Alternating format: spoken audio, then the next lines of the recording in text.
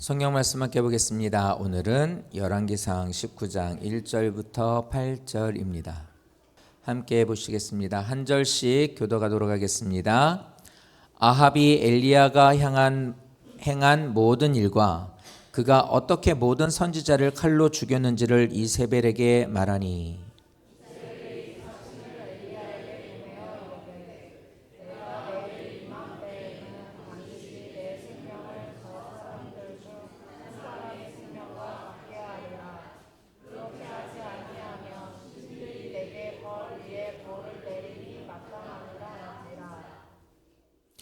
그가 이 형편을 보고 일어나 자기 생명을 위해 도망하여 유다에 속한 브엘세바에 이르러 자기의 사환을 그곳에 머물게 하고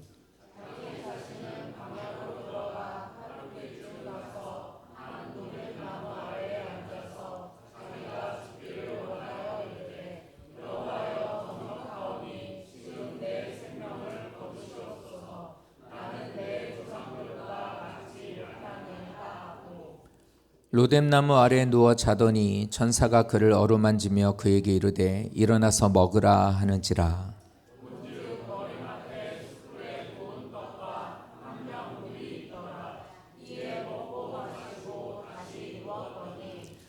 여호와의 천사가 또다시 와서 어루만지며 이르되 일어나 먹으라. 네가 갈 길을 다 가지 못할까 하노라 하는지라.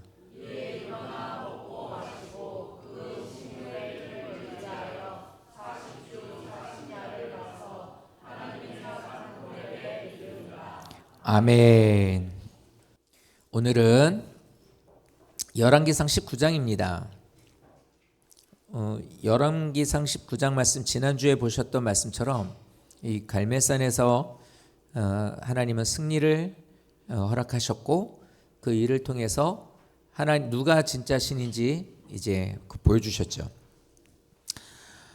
주특기였어요. 바알은 비 내리는 것이 비의 신이니까 비에 대한 비를 내림이 주특기였는데, 그래서 같이 한번 그럼 누가 어떤 신이 너희가 섬기는 그 신이 진짜 그거에 주특기가 있는 신인지 아니면은 내가 믿는 하나님이 그 비를 주관하는 신인지 한번 확인해 보자. 이제 이렇게 하죠. 근데 그 일을 통해서 하나님이 비를 내리시는 것뿐만이 아니라 불을 내림으로 인하여서 오히려 하나님의 살아계심을 드러내게 됩니다. 모두가 그 자리에서 그걸 봤어요. 뭐 엘리야만 본 게 아니라 그 자리에 있었던 모든 백성들도 다 그걸 봤습니다. 그리고 나서 아합도 그 자리에 와 있으니까 아합에게 얘기합니다. 비가 내릴 테니 돌아가십시오. 이제 왕이니까 이제 이렇게 점잖게 얘기를 했어요. 돌아가십시오. 그랬더니 조금 시간이 지나니까 이제 막 비가 내리는 거예요. 그러면서 얘기합니다. 이스라엘로 가시라고 얘기를 하죠.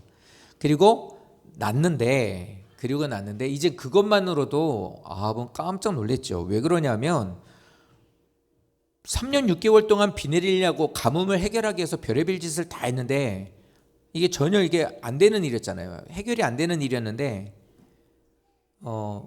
하나님 앞에 기도함으로 인해서 그것이 그냥 단번에 이루어지는 거 보고 이제 기가 막힌 거죠.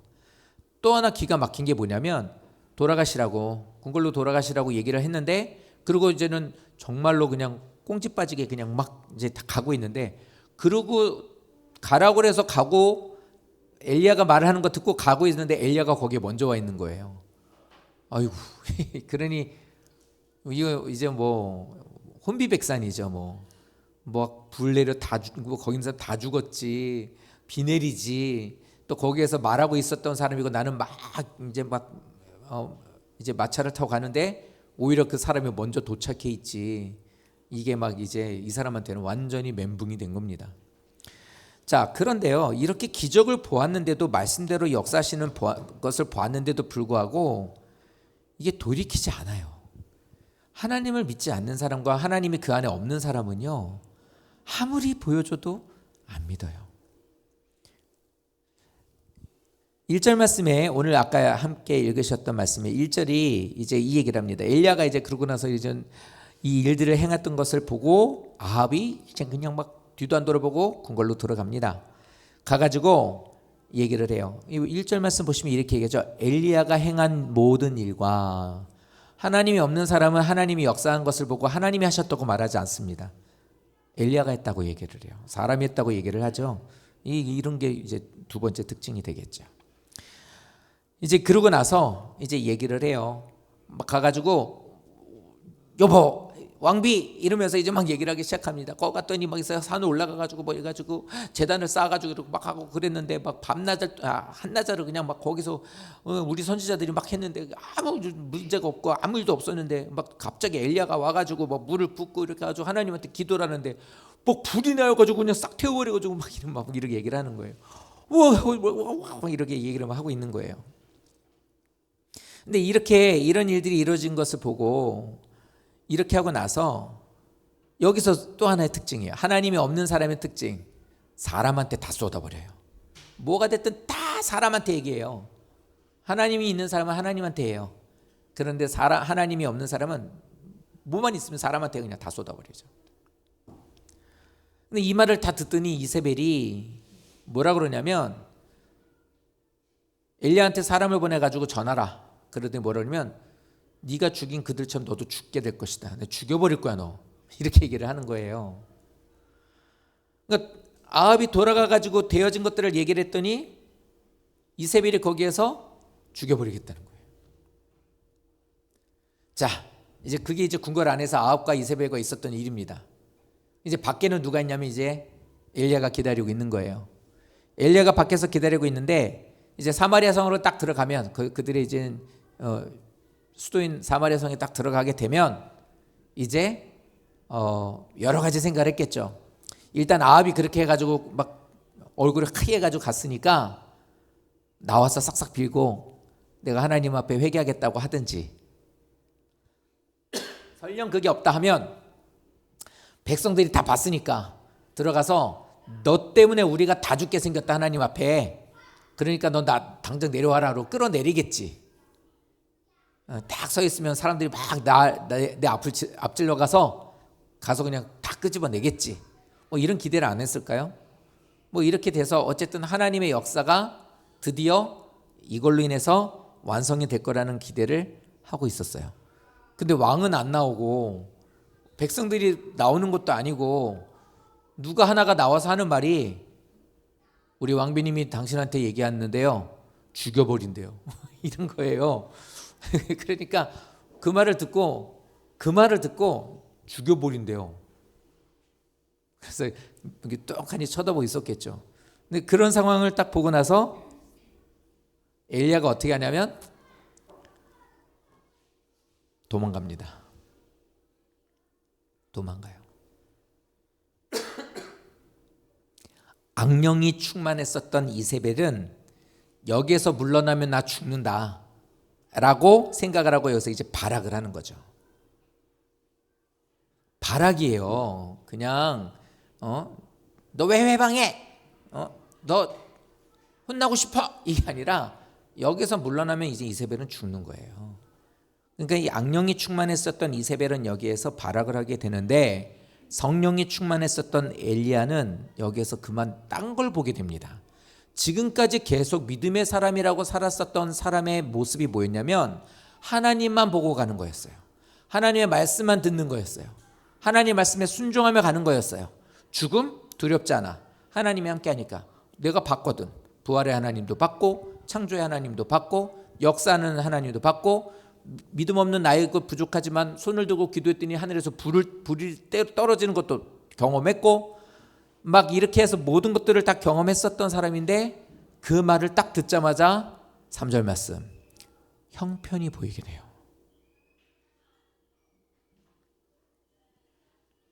어떤 형편이 보여졌을까요? 돌아가고 있는 그 모든 상황이 내 기대대로 안 되는 상황. 모든 것에 흘러가는 것에 사람들의 시선과 모든 여론이 하나님 중심이 아니라 이게 왠지 싸늘해져 있는 여론을 보게 되는 거예요.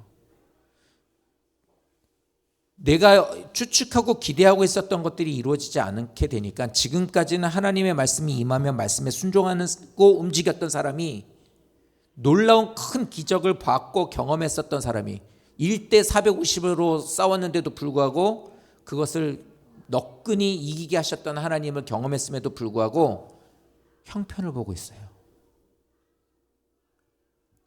그러니까 이 사람이 이거를 보고 어떻게 하면 일어나요. 이거를 보고 나서 그 자리를 떠요. 그리고 홀로 외로이 유일하게 하나님을 높이는 사람이었던 그 자신의 모든 그 사역, 그 일들, 그 모든 것들에 대한 것을 통해서 하나님의 하나님 되심을 드러냈던 사람이었는데도 불구하고 이 사람이 거기에서 형편을 보게 돼요. 그래서 자기 생명을 위해라고 나와요. 자기 생명을 위해서라는 말이 뭐냐면 두려워졌다는 소리예요. 믿음 안에서 하나님 바라보고 신앙생활하는 사람이 형편을 보면요, 두려움이 와요. 그러면 어떻게 되냐면 이거예요. 내가 왜 이렇게 굳이 힘들게 살아야 되지? 내가 왜 이렇게 피곤하면 모든 것들에 대한 것을 내가 다 손해를 보면서 뒤로 하고 이 일들을 하고 살았지? 하나님 앞에 예배 자리로 기도 자리로 가는 것이 이제는 어떻게 보면 자기 생각으로 싹 다 바꿔져 버리게 되더라는 거예요. 이전까지는 사역하면서 눈물 났던 적이 있습니다. 눈물 나는 적이 많지만 이런 때가 있어요. 지난번에도 말씀을 드렸던 얘기 같아요. 부목사들은 부목사로 있었으니까 모든 부목사들은 다 수요기도회 금요기도회 때 차량 운행을 했었어요. 그러니까 뭐냐면 내가 맡아 있는 코스를 쭉 도는 거예요. 그런데 예배를 딱 마치고 나오는데 막 비가 오는 거예요.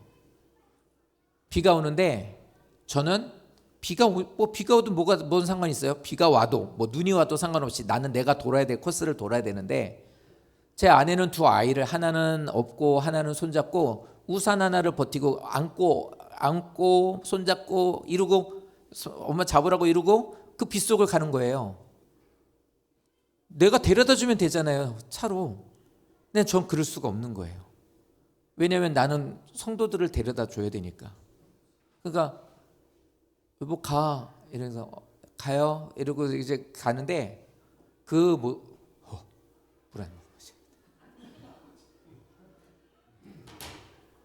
모습을 보고 운전을 하고 이렇게 도는데 와 진짜 막 눈물 나더라고요.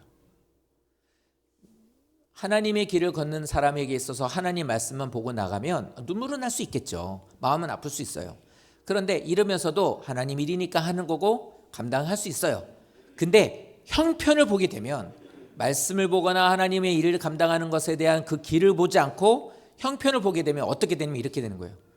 뭐하러 내가 이러고 있지?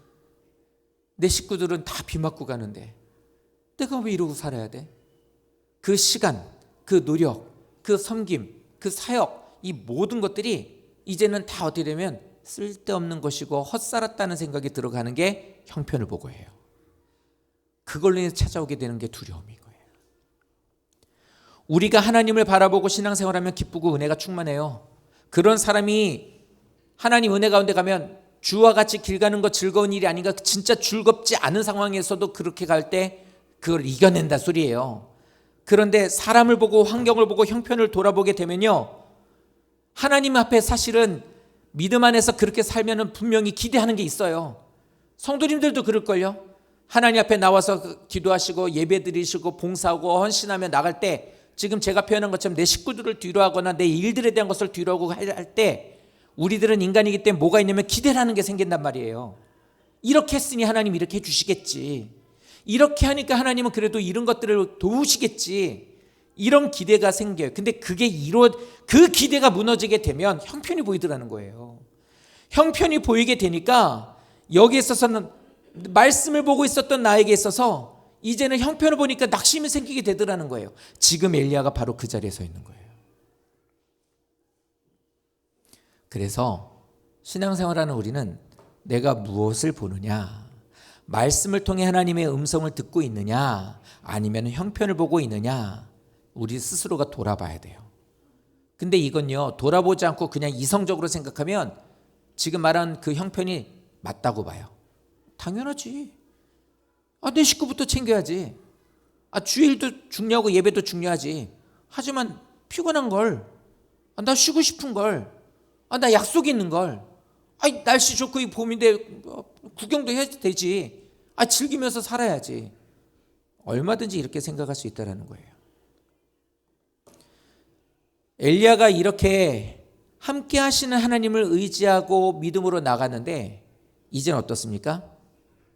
이제는 그 자리를 떠나요. 이제는 그게 의미가 없는 거예요. 하나님 의지하지 않고 죽기를 이제는 각오합니다. 이제는 아유 하나님 이제 다 틀려서 싫어요 이제는 이렇게 돼버리는 거예요. 낙심이라는 게 이렇게 무서워요.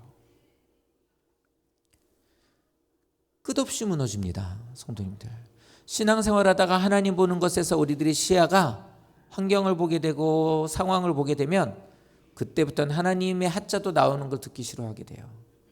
정말 끝없이 떨어지는 걸 보게 됩니다. 근데 되게 웃기지 않습니까? 18장에서는 바로 이 앞장에서는 하나님의 뜻을 이루기 위해서는 죽음도 두려워하지 않았던 사람이었는데 이젠 죽고 싶대요. 난 이제 못하겠다고 얘기를 하는 거예요. 왜 이런 게 될까?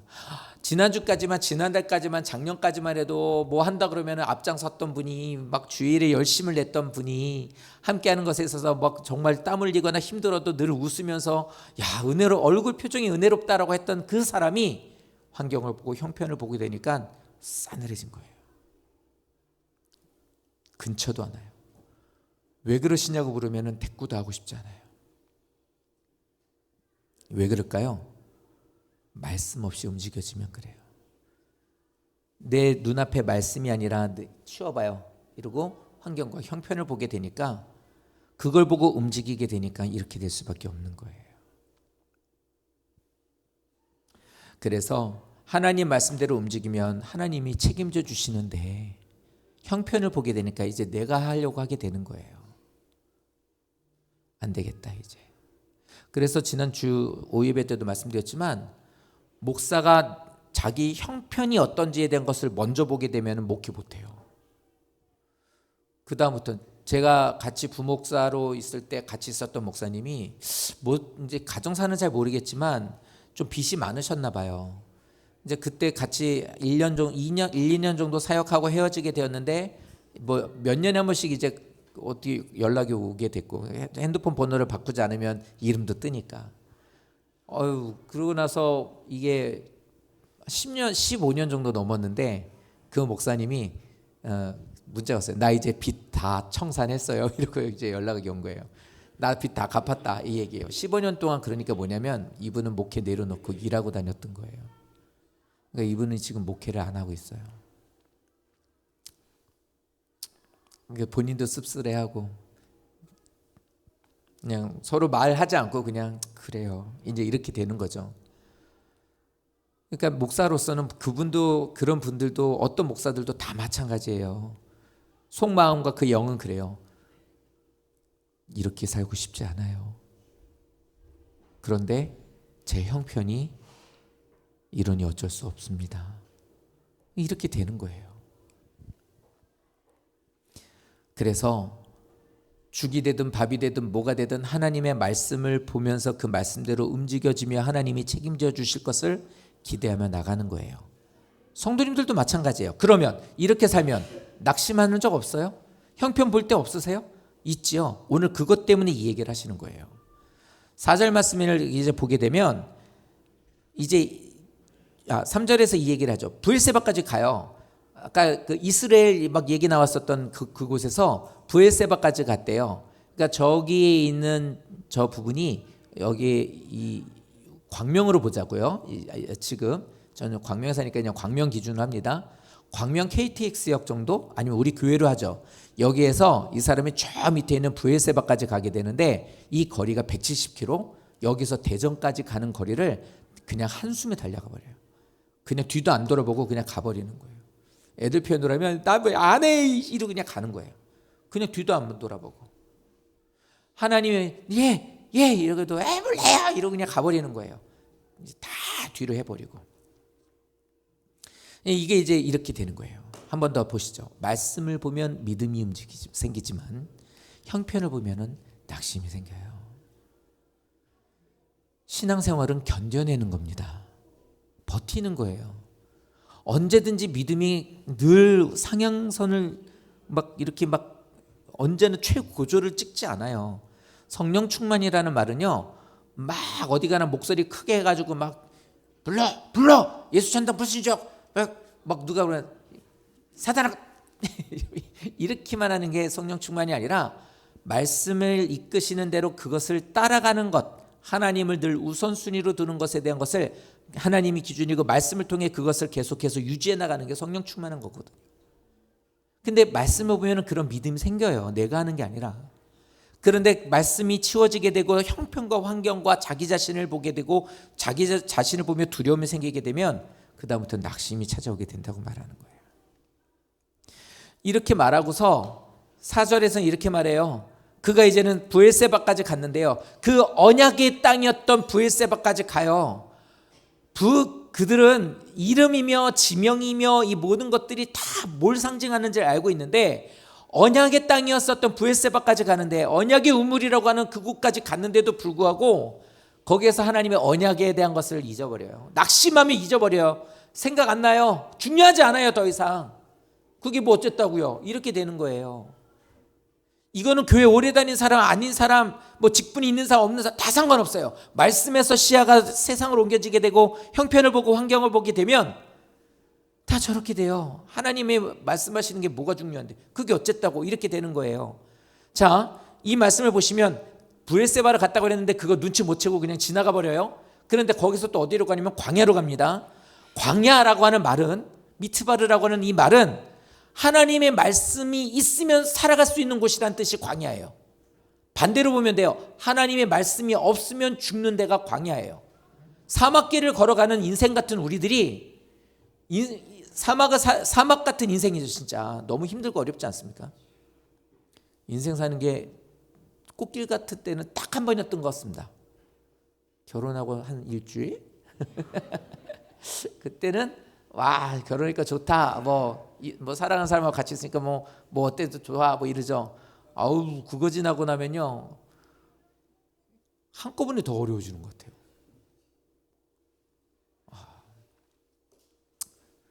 인생이라는 게 살면 살수록 어려움이 많아요. 그런데 그런 인생을 사는 우리들이어도, 그러니까 우리들은 저 이런 생각을 했어요. 사람은 길 다니면 할머니 할아버지들 많이 보잖아요. 모든 사람들은 전부 다 80, 90 정도는 다 사는 거야, 이렇게 생각을 했어요. 그런데 아니더라고요. 세상을 일찍 떠나시기도 하고, 그런 일이 내게 찾아올 거라고 생각도 하지 않았고, 우리들의 모든 일들에 있어서 어려움이라는 게 갑자기 건강에 이상이 오든, 자녀들에게 문제가 생기든, 재정적으로 문제가 생기든, 어떤 생각지도 않은 위험이나 어려움이 닥치는 일들이 인생을 살면서 숱하게 찾아온다는 건 다 경험하셨을 겁니다. 그런 광야를 살아가는 우리들이 하나님의 말씀이 있으면 살아가는 곳이라는 그 광야로 갔는데도 그걸 잊어버려요. 낙심을 하게 되니까. 그러니까 세상 말로 번아웃이 온 거예요. 나 하나님 못 믿겠어요. 우리 성도님도 오늘 이 말씀을 통해서 그러신 분이 있을 겁니다. 교회 생활하고 신앙 생활하면서 믿음으로 살아가긴 하지만 하나님 앞에 말은 못하지만 그러실 거예요. 하나님, 사실 저 좀 너무 어려워요. 난 주님 따라가는 게 좀 너무 쉽지 않습니다. 예배는 나가기는 나가지만, 나가야 된다고 하지만 나가서 앉아있으면 말씀이 하나도 안 들어옵니다. 그렇게 살아가는 건 꿈도 못 꾸고요. 어떻게 세상에서 그렇게 살아요. 그렇게 살면 못 삽니다, 하나님. 아마 이렇게 생각하시는 분들도 있을 거고, 그 시간이 길어져 가지고 눈물 한 방울도 안 나오고, 이 말씀이 내 가슴을 치는 말씀도 아니고 그냥 멍하니 그냥 그렇게 있는 분들도 있을 거예요. 근데 이 광야길을 하루쯤 들어갔다라는 그 말이 그거예요. 하나님이 그 길을 걷고 그곳에 가서 가고 있는 그를 향해 하시는 말씀이 이거예요. 엘리야야, 네가 있어야 될 자리가 여기가 아니잖니. 우리에게 하시는 거예요. 성도님들에게도 하시는 말씀이 그거예요. 내 자녀야, 네가 나 없이 걸어가고 있는 게 맞지 않지 않냐. 내가 너에게 일어나 가라고 한 곳이, 내가 너에게 보낸 곳이 여기가 아니지 않니. 그 얘기를 하고 계시는 거예요. 인생을 살면서 내가 스스로 결정하고 가는 것에 있어서도 하나님은 도우시죠. 자식이 일주일 동안 가출했다 들어와서 저도 3일을 가출해 봤어요. 저 3일 전 가출도 해봤거든요. 이게 간이 작아가지고 도망은 멀리 못 가고 교회 전도사님네 집에 숨어 있었거든요. 근데 연락 딱 끊고 그랬어요. 3일 딱 지나고 나면 이제 쫄리죠. 아유, 이제는 큰일 났다. 저희 아버지 엄청 무섭거든요. 이제 죽었다 생각을 해요. 딱 집에 갔더니 탁 처음에 하는 말씀이 뭐냐면 밥 먹었냐? 그러시더라고요. 네, 안 먹었거든요. 예, 그리고 그냥 들어간 거예요. 그냥 방까지 들어간 걸로 인해서 이제 안심. 그렇게 되죠.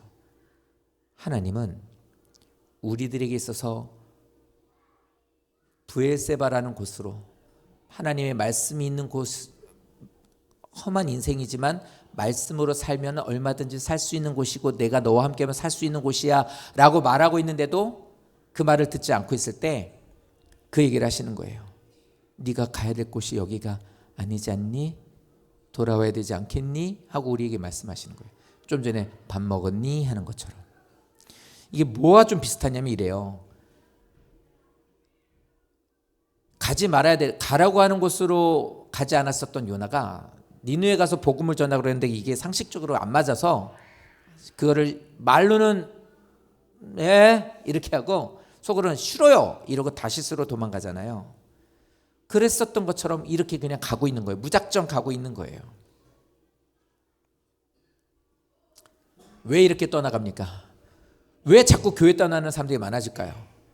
왜 신앙생활하면서 어떤 사람들의 말과 어떤 일들 때문에 자꾸만 신앙에 대한 것들을 해야 될까 말아야 될까 고민하는 애들이 많고 이전에 있었던 그 기쁨과 즐거움이 사라지고 기도 자리와 예배 자리와 사명의 자리를 떠나는 이들이 많아지는 이유가 뭘까요? 말씀이 안 들려서예요. 더 이상 말씀 듣고 싶지 않아요. 그러기 때문이에요. 근데 그런 상황에서 하나님은 말씀을 안 듣는다고 하면서 눈에 불을 켜고 하시는 게 아니라 계속 내가 걸어가는 것, 사는 것, 만나는 사람, 들려지는 라디오 소리를 통해서라도 하나님은 계속 우리의 삶에 얘기하는 거예요. 네가 있어야 될 곳이 여기가 아니지 않니?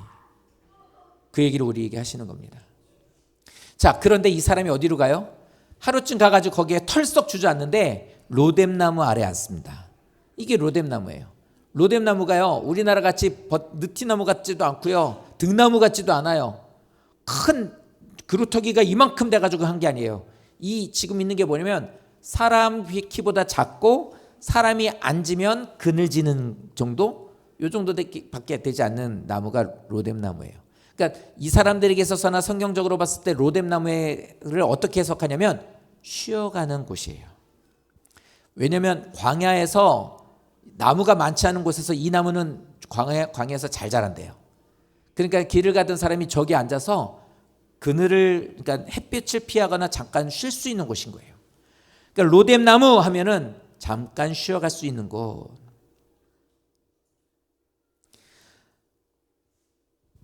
그런데 이곳에서 잠깐 쉬어가야 될 곳에서 이 엘리야는 뭐 하고 있냐면 모든 사명을 포기하고 생명을 포기합니다. 저 이제 이렇게 못 살겠어요.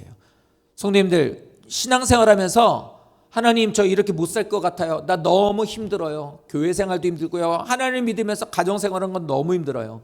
하나님 믿으면서 직장 생활하기 너무 힘들어요. 하나님 앞에 뭐 이렇게 뭐 자꾸 막 직분 받고 뭐 교회에서 이것저것 하라고 하는데 이거 열심히 할 수 없어서 하긴 하지만 저 너무 힘들어요. 막 어떤 것으로든 간에 이런 일들이 있다고요. 그러면 어떻게 해야 되느냐? 잠깐 쉬라고 하는 게 로뎀나무였던 거예요. 근데 잠깐 쉬라고 그랬는데 어떻게 합니까?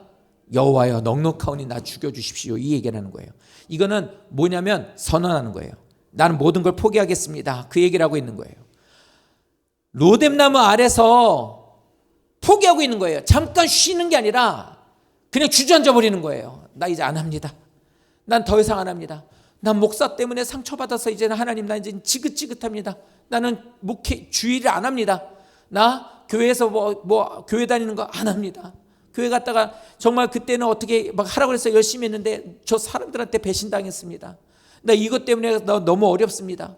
막 수도 없어요. 이런 일들이 이렇게 돼 있는 그곳이 바로 로뎀나무인 거예요.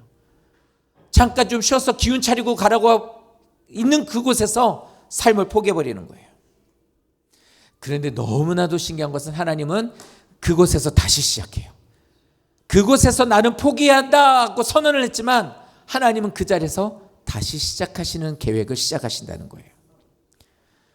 여호와여, 지금 내 생명을 거두어 주십시오. 저 이제 그만합니다. 포기하는 거예요. 육체적으로 영적으로 저는 이제 모두 다 탈진했습니다. 그리고 뭐냐면 인생도 포기하는 거예요. 삶도 포기하고 있는 거예요. 그런데 이 뒷말이 더 충격적이고 마음이 아파요. 사전에 맨 끝에 있는 말이 이게 이야기하죠. 나는 내 조상들보다 낫지 못합니다. 이 얘기를 해요.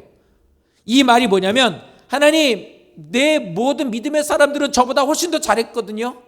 근데 저에게 저 사람들이 왕이 돌아오라고 저희 보내시셨잖아요. 백성들이 하나님께로 돌아오라고 가까이 갔었잖아요. 그럼 가까이 올 줄 아는데 그것도 저는 못해요. 저 맨 마지막 말이 뭐냐면 그거예요. 저는 사역의 실패자입니다. 그 얘기예요. 전 인생의 실패자입니다. 저는 주의 일을 한다고 하면서 내 자식들도 건사하지 못했습니다. 나는 하나님을 믿는다고 하면서 내 앞가림도 잘 못하는 사람입니다. 난 실패자입니다. 그 얘기하고 있는 거예요. 이게 얼마 전에 하나님의 능력을 행했던 사람 맞아요? 이게 진짜 불을 내릴 만큼 능력의 불의 선지자라고 들을 만큼 그런 위대한 사람이 하는 고백이 맞습니까?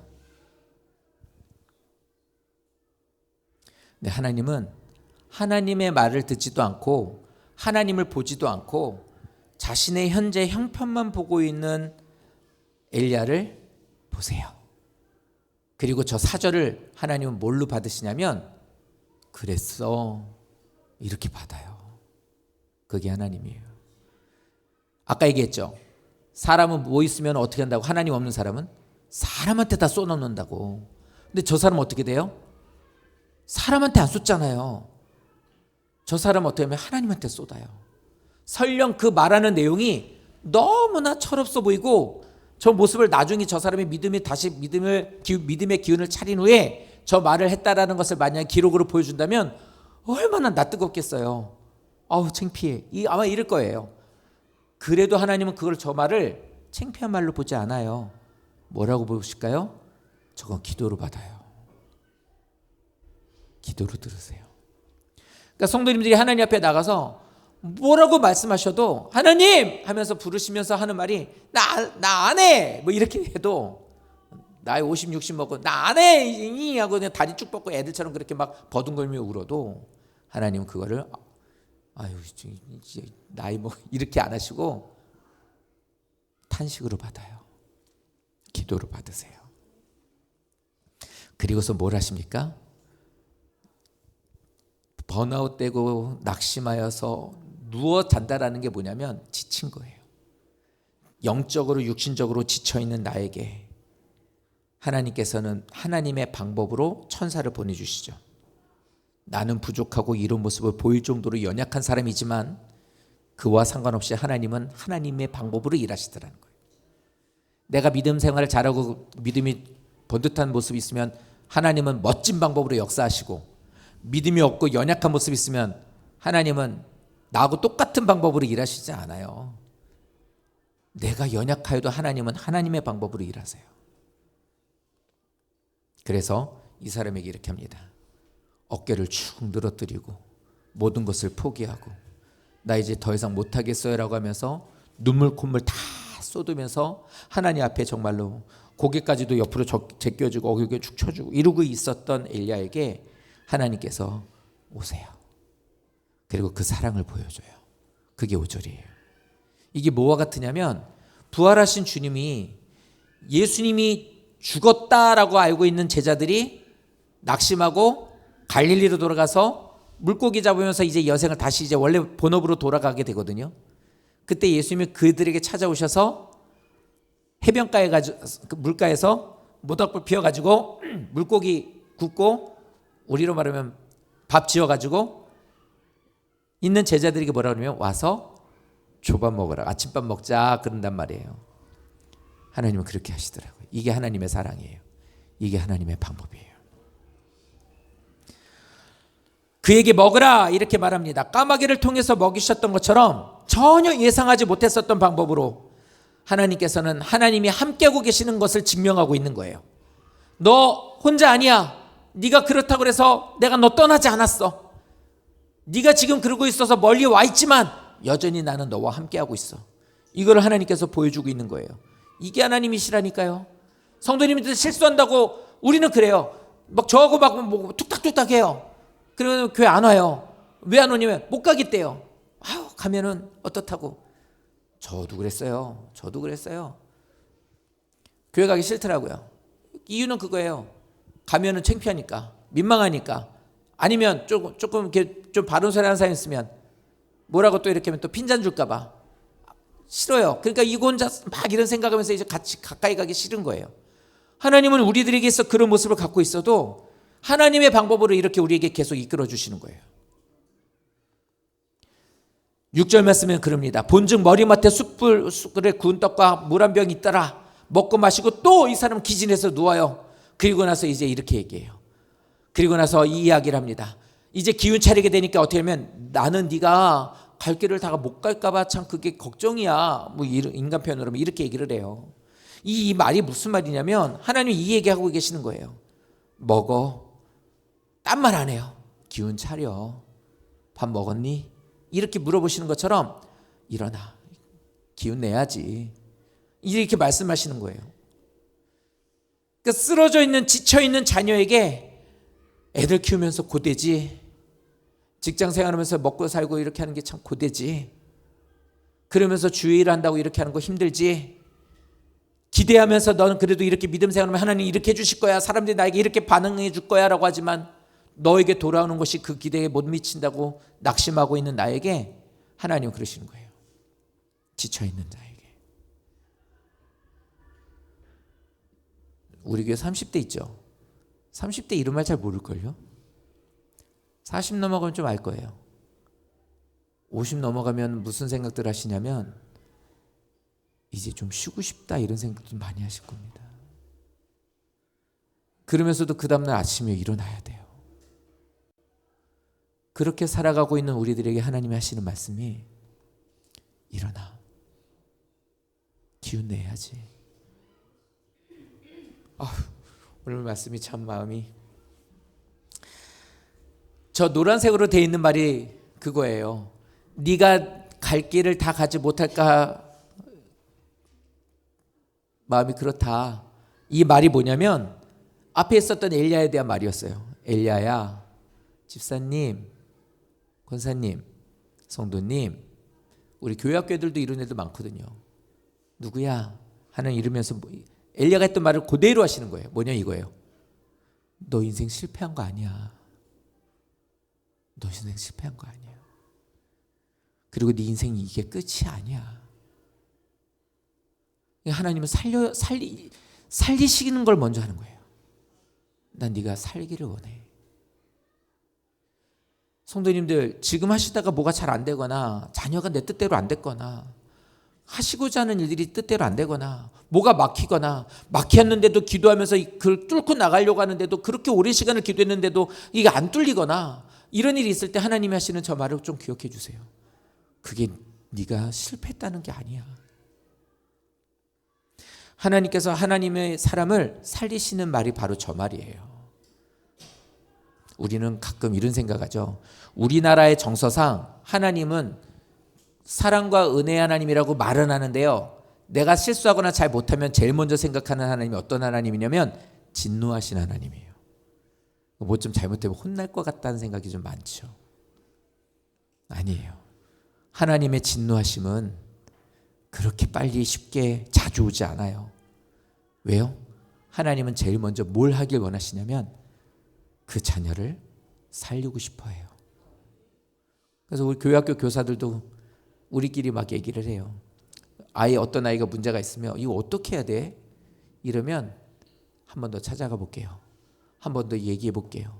한 번 더 연락해 볼게요. 그리고서 자기들끼리 모여서 기도해요. 그 젊은 청년들이, 그 젊은 교사들이 그 부모들도 그렇게 기도하지 않을걸요? 그 아이 때문에 내 마음 써요. 내 마음 써. 하겸이 생일 선물 오늘 가져가십시오. 몇 주 안 왔거든요. 저 선물을 갖고 어쩔 줄을 몰라 하는 거예요. 생일이 지난 지 몇 주가 됐는데 안 오니까 어떻게 전해줘야 되지? 엄마한테 줘야 되나? 직접 전해주고 싶은데 다음 주는 오겠지? 또 안 와요. 어떻게 되지? 그러니까 지난주에 아프셔서 못 오셨으니까 또 못 주고. 그러니까 저는 그 선물을 계속 저는 보는 거예요. 처음에 이거 뭐지? 그랬는데 이게 지나다 보니까 그 아이의 생일 선물인 걸 아는데 전 계속 그걸 봐요. 근데 걔는 그 반 선생님은 언제 전해주지를 맨날 그거 갖고 발만 동동 구르고 있는 거예요. 뭐 비할 때가 되지 않겠지만 바로 저겁니다. 하나님 우리를 향하신 사랑이 바로 이렇더라고요. 성도님들을 향한 사랑이 이렇습니다. 그러므로 성도님들 꼭 기억해 주십시오. 자, 이렇게 됐을 때 엘리야가 여기서는 기운을 차려요. 기운을 차리게 됐을 때 이제 여기까지 말씀을 통해 성도님들이 이렇게 사랑하신다는 걸 기억해 주십시오. 왜 목회자를 보내주신지 아세요? 왜 우리가 목자를 세우는지 아세요? 한 사람이라도 성도님을 위해서 더 기도하는 자리로 가라고. 그 기도 자리에 어떤 사람을 통해서라도 너 좀 가서 좀 기도 좀 해서 좀 도와줘라. 버텨줘라. 너 좀 이렇게 좀 기댈 수 있게 좀 해줘라. 이렇게 해서 하나님은 계속 우리들을 보내주시는 거예요. 그 사람은 어떨까요? 그 사람들도 낙심될 때 많아요. 그 또 다른 방법으로 하나님은 계속 이렇게 가시는 거예요. 그래서 모든 하나님의 사람들의 관계가 이렇게 돼 있는 거예요. 가장 기본은 하나님이시지만 동역자라는 존재는 그래요. 그래서 힘들고 어려울 때 한마디의 그 말이 내 마음을 녹일 때도 있는 거예요. 서로 그들에게. 이번에 한번 교사들이 성경학교하고 다 끝내놓고 어떤 분이 저한테 돈을 주셨어요. 다 행사 끝났으니까 교사들 식사 한번 하라고. 근데 이게 액수가 적지 않은 거예요. 그래서 조금 우리끼리 회식하자라고 하면 먹는 게 국밥이었다면 그때는 들어가 있는 국밥이 다른 걸로 정말 좀 이런걸요? 이 정도를 한번 먹었어요. 성도님들 먹는 거 하나 갖고 요즘엔 그런 세상 아니잖아요. 근데 그렇게 교사한테 마음 써주는 것 때문에 교사들이 그 얘기를 하더라고요. 너무 감사하다. 우리를 신경 써주셔서. 당연한 건데. 그러니까 그걸 보는 저는 다 좋은 거죠. 마음 써주신 성도님 너무 고맙고 그렇게 표현하는 교사도 고맙고. 여기 되게 썰렁하죠 지금. 썰렁하다고 표현하시는 것보다 좀 심플하지 않습니까? 누가 이것도 화분하노라고 저에게 또 화분산으로 주셨어요. 알겠다고 그랬는데 안 갖다 놓는 거예요. 왜냐면 또 작년에 그랬거든요. 날 좋아가지고 내다 놨더니 얼었어요. 그래가지고 애가 시름시름 앓다가 가셨어요. 그래가지고 이번에는 조금 날이 내놔도 따뜻해질 때까지 해서 다음 주 얘기 좀 또 갖다 놓으러 가시니까 그랬는데 또 누가 이제 또 사진을 찍어서 보내주시는 거예요. 여기 너무 썰렁하니까 좀 화분 사라고. 그래서 얘기했죠. 누가 이렇게 먼저 하셨다고. 감사하다고. 성도님들 이거 아무것도 아닌 것 같은데요. 이런 말씀 한마디가 그 말 한마디가 기도해 드릴게요 이런 한마디가 주의 길을 가는 사람들의 마음을 녹여요. 하나님이 인도하심 가운데서 천사를 통해 먹이신 것처럼 하나님의 방법으로 일하시는 거거든요. 그래서 일어납니다. 그래서 먹습니다. 그리고 여기 보십시오. 음식물의 힘을 의지하여 가요. 음식물의 힘을 의지하여 갔다라는 이 말이 뭔지 아세요? 하나님이 주시는 힘으로 갔다 소리예요. 왜요? 먹였던 그 모든 것들은 천사를 통해 하나님이 하신 거니까 하나님이 주시는 힘으로 인생의 길을 걸어가더라는 겁니다. 40주 40야를 갔다고 하죠. 이게 뭐냐면 40이라는 것은 하나님 앞에 율법을 말씀을 받으러 갔었던 시내산에 올라갔었던 40일, 인생에 있어 광야길을 걸어갔었던 40년. 이 모든 40이라는 숫자는 뭐냐면 사람을 새롭게 하는 준비하는 시간이에요. 저 사람은 하나님이 주시는 힘을 의지하여서 다시 하나님이 새롭게 준비하시는 그 시간을 걸어갔던 거예요. 지금 우리들은 그 시간을 걷고 있는 중이에요. 하나님이 주시는 힘으로. 성도님들은 그것을 지금 새롭게 하나님의 이름으로 가고 있는 거예요. 과정이에요. 그러니까 너무 섣불리 난 믿음 없어, 난 교회 다니는 게 의미 없는 것 같아, 에이 아무것도 아니야 이러지 마시고, 난 실패야, 나는 끝났어, 난 사명 감당 안 돼 이러지 마시고, 저 앞에 있는 말, 하나님이 주시는 힘을 공급받으셔서 믿음으로 그 하나님이 준비시키시는 그 길을 걸어가시길 바랍니다. 마지막 한마디 더 할까요? 그가 어디로 갑니까? 하나님의 산 호렙으로 간대요. 호렙산은 돌산이에요. 말 자체가, 말 뜻이 그냥 우리로 말하면 깡마른이에요. 깡마른, 아무것도 없는. 저 사람이 걷고 있었던 호렙이라고 하는 것은요, 척박한이라는 뜻이거든요. 근데 호렙산을 갔다라고 하는 저 말은 왜 저게 하나님의 산일까요? 좀 저런 사막이 많은 동네에서 하나님의 산은 나무가 많다든지, 좀 위에 구름이 쫙 이렇게 좀 뭔가 이렇게 뭐가 좀 그렇게 있다든지, 뭐 이렇게 있으면서 하나님의 산 이러면 좀 멋있잖아요. 그런데 하나님이 말씀하시는 저 하나님의 산이라는 것은 그냥 돌산이에요. 아무것도 없는 산, 척박한 땅이란 말이에요. 근데 왜 저거를 하나님은 하나님의 산이라고 표현할까요?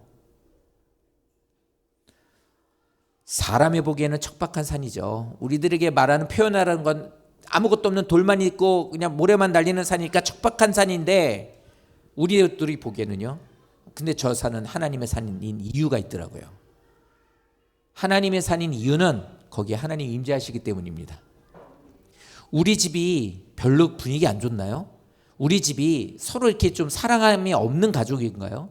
우리 교회가 지하이고, 우리 교회가 별로 이렇게 좀 뭐 일꾼도 없고 재정도 없고 서로 이렇게 뭐 교회가 시스템이 잘 안 돼 있나요?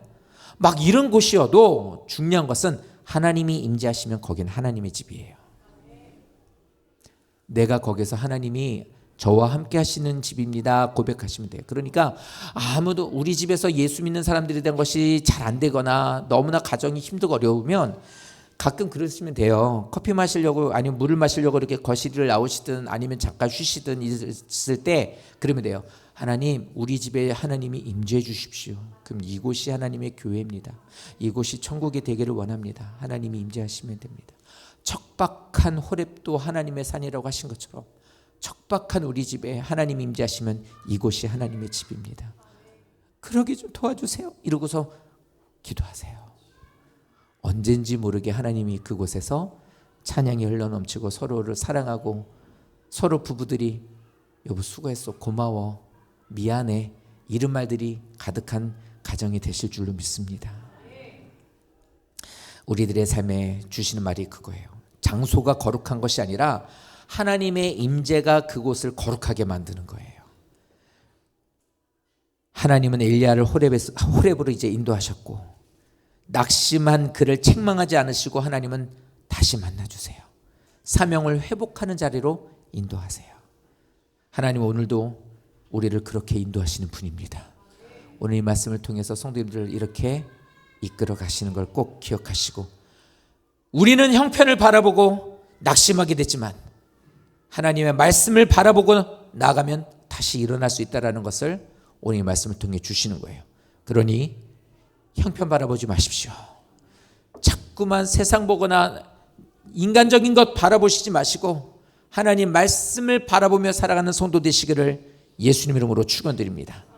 주님이 주신 은혜와 능력으로 다시 일어나는 성도 되시기를 예수님 이름으로 축원드립니다.